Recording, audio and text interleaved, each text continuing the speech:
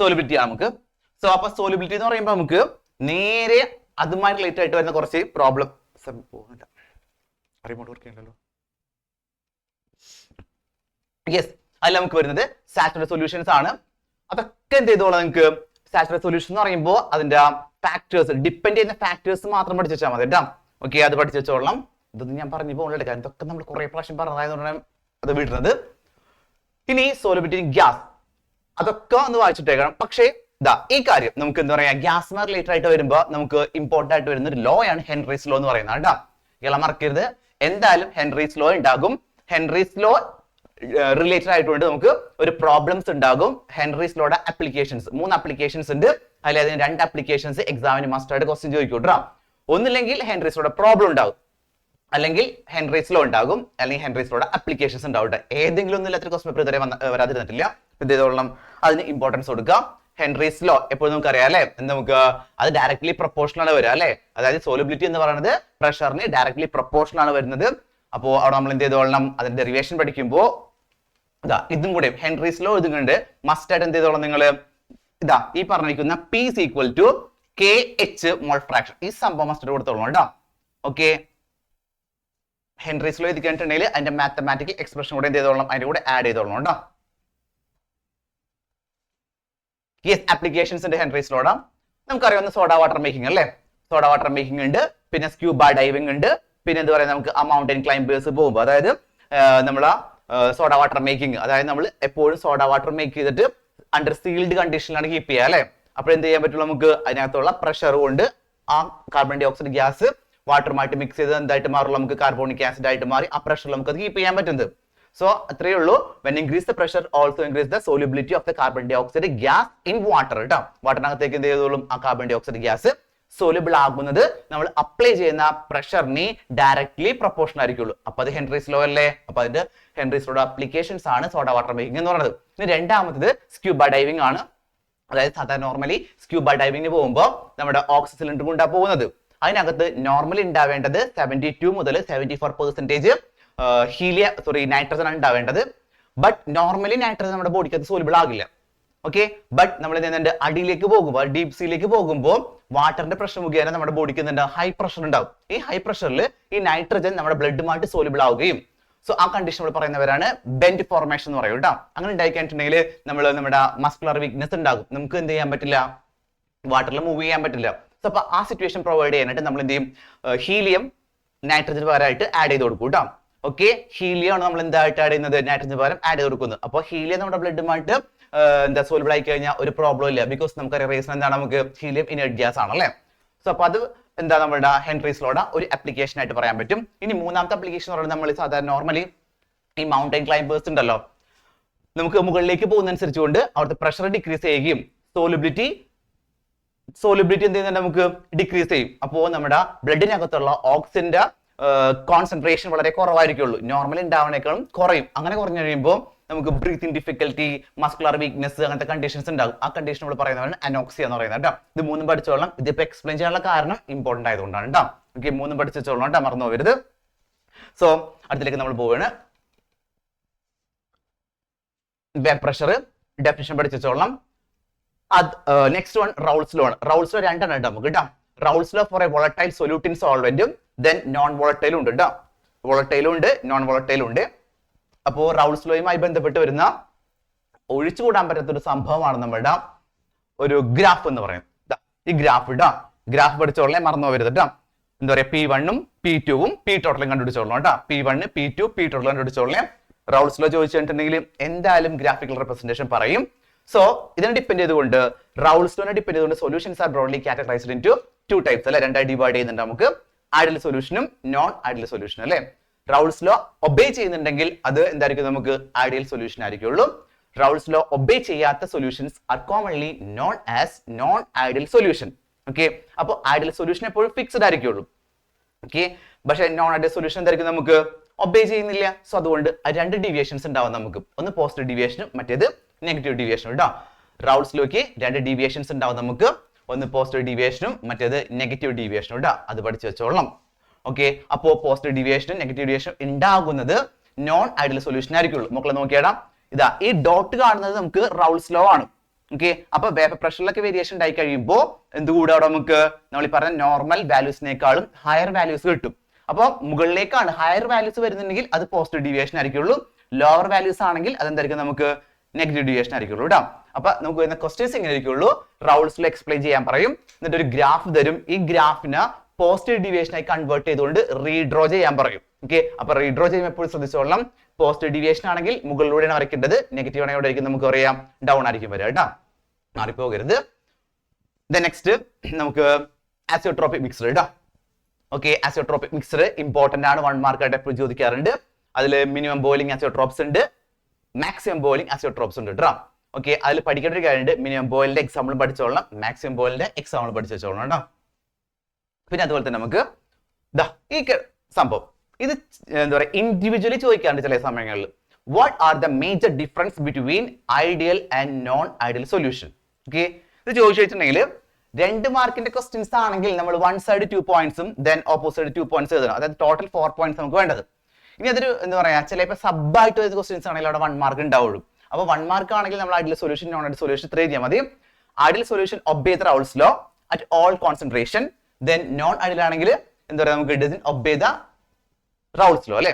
പിന്നെ അതുപോലെ തന്നെ നമുക്ക് ഡെൽറ്റ മിക്സ് അല്ലെ, delta H mix equal to 0 ആയിരിക്കുള്ളൂ, delta V mix equal to 0 ആയിരിക്കുള്ളൂ ഐഡിയൽ സൊല്യൂഷൻ. മറ്റേതാണെങ്കിലോ നോട്ട് ഈക്വൽ ടു 0 ആയിരിക്കുള്ളൂ. ഇതൊക്കെ എന്നെ പറഞ്ഞോണം എന്താണെന്നറിയോ, നല്ല സൂപ്പർ ഫാസ്റ്റ് ആണ് എനിക്ക് തന്നെ അറിയാം.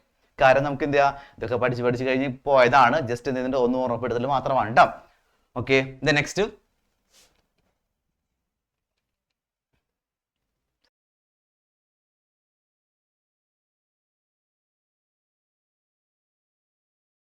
between ideal and non-ideal.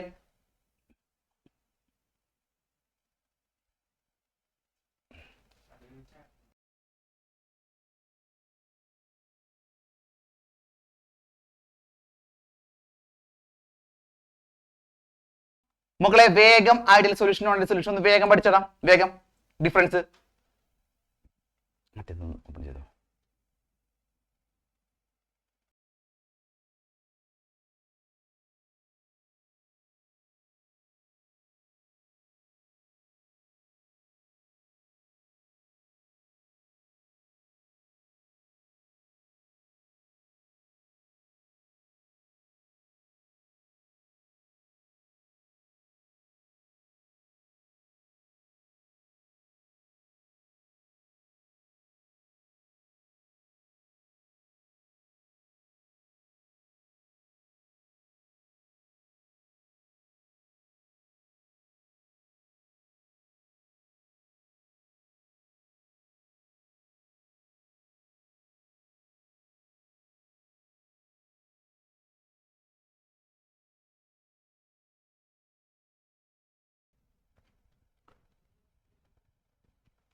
Okay മക്കളെ, നോക്കാം. നെക്സ്റ്റ് നമ്മുടെ 4 മാർക്കിന്റെ ക്വസ്റ്റ്യൻസ് അല്ലെങ്കിൽ 3 മാർക്കിന്റെ ക്വസ്റ്റ്യൻസ് വരുന്ന ഒരു ഭാഗമാണ് കോളിഗേറ്റീവ് പ്രോപ്പർട്ടീസ് എന്ന് പറയുന്നത് കേട്ടോ.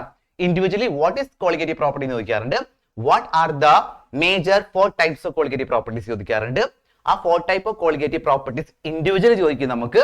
എന്നിട്ട് അതിന്റെ പ്രോബ്ലം ഇതാണ് നമുക്ക് ഇവിടുന്ന് നോർമലി വരുന്ന ക്വസ്റ്റ്യൻസ് എന്ന് പറയുന്നത് കേട്ടോ.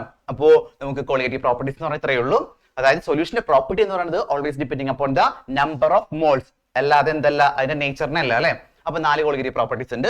റിലേറ്റീവ് ലോവറിംഗ് ഓഫ് പ്രഷർ ഉണ്ട്, then depression of freezing point ഉണ്ട്, then elevation of boiling point ഉണ്ട്, ഓസ്മോട്ടിക് പ്രഷർ ഉണ്ട് അല്ലെ. ഇതിൽ ഓസ്മോട്ടിക് പ്രഷർ തന്നെ നമുക്ക് എന്ത് ചെയ്യാറുണ്ട്, അവിടെ നിന്ന് വരുന്ന ഒരു ക്വസ്റ്റ്യൻസ് ആണ്. Osmosis, reverse osmosis, what is the applications of reverse osmosis? നമുക്കറിയാം ഡിസലൈനേഷൻ അല്ലെ. ഡിസലൈനേഷൻ ആണ് മോസ്റ്റ് ഇമ്പോർട്ടന്റ് ആയിട്ടുള്ള ഒരു ആപ്ലിക്കേഷൻ എന്ന് പറയുന്നത്. അതായത് it helps to remove the salt from the sea water അല്ലെ. സീ വാട്ടർ നമുക്ക് പ്യൂരിഫൈ ചെയ്യാൻ ഉപയോഗിക്കുന്ന ഒരു പ്രോസസ്സാണ് റിവേഴ്സ് ഓസ്മോസിസ് എന്ന് പറയുന്നത് കേട്ടോ. അപ്പൊ അതൊക്കെ ഒന്ന് നോട്ട് വെച്ചോളേ. ഞാനിത് പറഞ്ഞു പോകുന്നില്ല കേട്ടോ, കാരണം എന്താ പറയുക, ഇമ്പോർട്ടന്റ് ആയിട്ട് ഇന്നത്തെ ഇമ്പോർട്ടന്റ് ആണെന്ന് മാത്രമേ പറയുന്നുള്ളൂ. അപ്പോൾ ആ കോളിഗേറ്റീവ് പ്രോപ്പർട്ടീസ് എല്ലാം ഇമ്പോർട്ടന്റ് ആണ്, ഓരോന്നും ഇൻഡിവിജ്വലി പഠിക്കണം. കോളിഗേറ്റീവ് പ്രോപ്പർട്ടീസ് പഠിക്കുമ്പോൾ നമുക്ക് എക്സാമ്പിൾ ആയിട്ട് നമ്മൾ എടുത്തിരിക്കുന്നത് റിലേറ്റീവ് ലോവറിംഗ് ഓഫ് പ്രഷർ ആണെങ്കിൽ അതിന്റെ ഡെറിവേഷൻസ്, മാത്തമാറ്റിക്കൽ ഡെറിവേഷനിൽ കംപ്ലീറ്റ് വേണ്ട, പഠിക്കേണ്ട, ടൈം വേസ്റ്റ് ചെയ്യേണ്ട. നമുക്ക് ആവശ്യം വരുന്ന ഒരു എന്താ പറയാ പ്രോബ്ലം ചെയ്യാനായിട്ട് ഒരു ഫൈനൽ ഇക്വേഷൻ ഉണ്ടായിരിക്കും, അത് മസ്റ്റ് ആയിട്ട് പഠിച്ചു വെച്ചോളണം കേട്ടോ. പ്രോബ്ലം ചെയ്യാൻ ആവശ്യമായിട്ടുള്ള ആ ഫൈനൽ ഇക്വേഷൻ മാത്രം നോട്ട് വെച്ചോളണം. ദാറ്റ് മീൻസ് മോൾ ഫ്രാക്ഷൻ നമ്മൾ എം ബി കണ്ടുപിടിക്കില്ലടാ. M B is equal to P naught A WB MA divided by P naught A minus PA into WA. This one is very important. ഇത് പഠിച്ചു വെച്ചോളൂ. ഇത് നമുക്ക് എന്ത് ആവശ്യമുണ്ട്? പ്രോബ്ലം ചെയ്യാനായിട്ട് ആവശ്യമുണ്ട് കേട്ടോ. ഓക്കെ, അപ്പൊ അതിലേക്ക് എത്തിക്കോളാം നിങ്ങൾ കേട്ടോ. അല്ലാണ്ട് ഇത് ഡിറൈവ് ചെയ്ത് പോകുന്നു വേണ്ട, കാരണം ഡിറൈവ് ചെയ്യാനുള്ള എന്താ പറയുക ക്വസ്റ്റ്യൻസ് നമുക്ക് ഉണ്ടാവില്ല. ഓക്കെ, അതുപോലെ തന്നെ നമുക്ക് അടുത്ത ക്വാളിറ്റി പ്രോപ്പർട്ടീസ് ആണ് elevation of volume mode. Must ആയിട്ട് ഗ്രാഫ് പഠിച്ചോളണം കേട്ടോ. ഇതിന്റെ ഗ്രാഫ് ഉണ്ടൊരെണ്ണം, ആ ഗ്രാഫ് മസ്റ്റ് ആയിട്ട് വരക്കാൻ പഠിക്കണം. സോ ലേബൽ തന്നെ പഠിച്ചോളണം കേട്ടോ. ഇനി ഇത് വേണ്ട നമുക്ക്, ഇവിടെയും നമുക്ക് ഇതാ ഈ ഗ്രാഫാണ് ഇവിടെ വേണ്ടത്. ഇവിടെയും നമുക്ക് എന്തിനാ മതി മക്കളെ? ആ ലാസ്റ്റ് ഇക്വേഷൻസ് ഡെറിവേഷൻസ് അങ്ങനെ പഠിക്കണമെന്നില്ല, പഠിച്ചിട്ടുണ്ടെങ്കിൽ അവിടെ കിടന്നോട്ട് നമുക്ക് വേണ്ട പ്രോബ്ലം ചെയ്യാൻ ആവശ്യമായിട്ടുള്ള, അതായത് എന്താണ് എലിവേഷൻ ഓഫ് ബോയിലിംഗ് പോയിന്റ് എന്ന് വെച്ചിട്ടുണ്ടെങ്കിൽ delta T B equal to T B minus T naught B ഡം. ഇത് അറിഞ്ഞിരിക്കണം. ഓക്കെ, ദെൻ ഗ്രാഫും വേണം നമുക്ക്. പിന്നെ വേണ്ട നമുക്ക് ലാസ്റ്റ് നമ്മുടെ ഒരു ഡിറൈവ് ചെയ്തുകൊണ്ട് ഒരു പ്രോബ്ലം ചെയ്യാനുള്ള ഒരു ഇക്വേഷനിലേക്ക് എത്തും. നമ്മൾ ഫൈനൽ ഇക്വേഷനിലേക്ക് എത്തും. ആ ഫൈനൽ ഇക്വേഷൻസ് വെരി ഇമ്പോർട്ടൻറ്റ്, അത് മസ്റ്റ് ആയിട്ട് പഠിച്ചോളണം കേട്ടോ. പഠിച്ചിട്ടുണ്ട് നമ്മൾ, പ്രോബ്ലം നമ്മൾ ചെയ്ത് നോക്കണം കേട്ടോ. യെസ്, നോക്കാം ലാസ്റ്റ് കേട്ടോ. This KB is equal to R into MA into T to B അല്ലെങ്കിൽ TB square divided by 1000 into delta H vaporization അല്ലേ, enthalpy of vaporization ഇട്ടാ ചേഞ്ചസ് ഇട്ടാ. അപ്പൊ അത് നോട്ട് ചെയ്തോളണം. എടുത്തൊക്കെ ഒന്ന് ഇവിടെ ടിക്കഡ് റെഡിക്ക് ഉപയോഗിച്ചുകൊണ്ട് വെറുതെ നോക്കിയിരിക്കല്ലേ.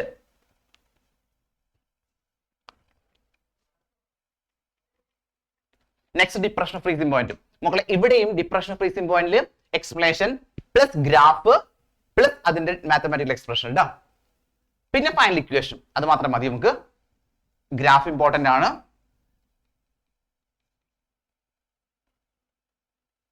പിന്നെ നമുക്ക് അവിടെ ഒരു MCQ അല്ലെങ്കിൽ 1 മാർക്ക് ക്വസ്റ്റ്യൻ ചോദിക്കുന്ന ഒരു ഭാഗമാണ് KF ഇട്ടാ.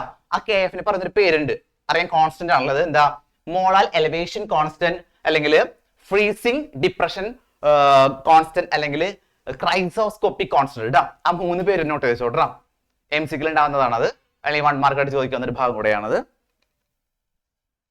യെസ്, പിന്നെ നമുക്ക് ലാസ്റ്റ് വരുന്ന ഒരു ഇക്വേഷൻ അല്ലെ, KF is equal to KS equal ഇത് കിട്ടിച്ചോളൂ, ഇത് പഠിച്ചോളാം. KS equal to R into MA into T square F divided by 1000 into delta enthalpy of fusion ഇട്ടാ. ഡെൽറ്റ H ഫ്യൂസ് FUS ഇട്ടാ. ഫ്യൂഷൻ ആണത്. ഇത് വെരി ഇമ്പോർട്ടൻറ്റ്. ടിക്കിട്ടോ വേണ്ട പഠിച്ചോളണത്. Then osmotic pressure. Osmotic pressure പ്രത്യേകിച്ച് പറയാനില്ല, അവിടെ ഇൻഡിവിജ്വലി സെപ്പറേറ്റ് ചെയ്യുന്ന ഒരു ക്വാളിറ്റി പ്രോപ്പർട്ടീസ് ആണ് ഓസ്മോട്ടിക് പ്രഷർ. എവിടെ നിന്ന് വേണം നമുക്ക് എന്ത് ചെയ്യാം, ക്വസ്റ്റ്യൻസ് വരും കേട്ടോ. അതുകൊണ്ട് എന്ത് ചെയ്തോളാം, ഓസ്മോട്ടിക് പ്രഷർ കംപ്ലീറ്റ് ആയിട്ട് പഠിച്ചു വെച്ചോളാം. ഇക്വേഷൻസ് പഠിച്ചു വെച്ചോളാം. ഡെറിവേഷൻ വേണ്ട മക്കളെ.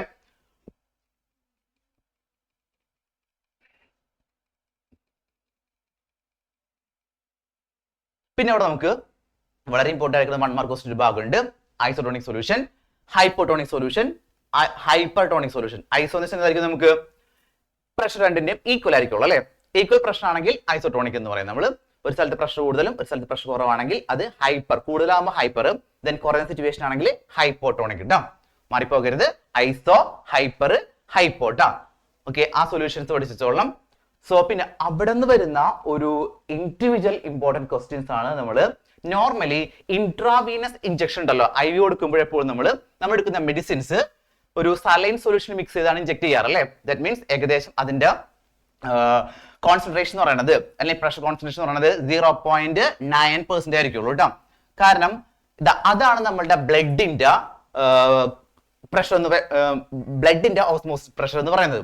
സോ അപ്പൊ നമ്മൾ ഇഞ്ചെക്ട് ചെയ്യുന്ന മെഡിസിൻസും നമ്മുടെ ബ്ലഡിന്റെ പ്രഷറും തമ്മിൽ എന്ത് ചെയ്തോളാം, ബാലൻസ് ചെയ്ത് പോകാൻ വേണ്ടി നമ്മൾ എന്ത് ചെയ്യുന്നത്, എപ്പോഴും IV കൊടുക്കുമ്പോൾ ഈ സലൈൻ സൊല്യൂഷൻ മിക്സ് ചെയ്ത് ഇഞ്ചെക്ട് ചെയ്യാനുള്ള റീസൺ എന്ന് പറയുന്നത് കേട്ടോ. പഠിച്ചു വെച്ചോളാം ആ ഭാഗം.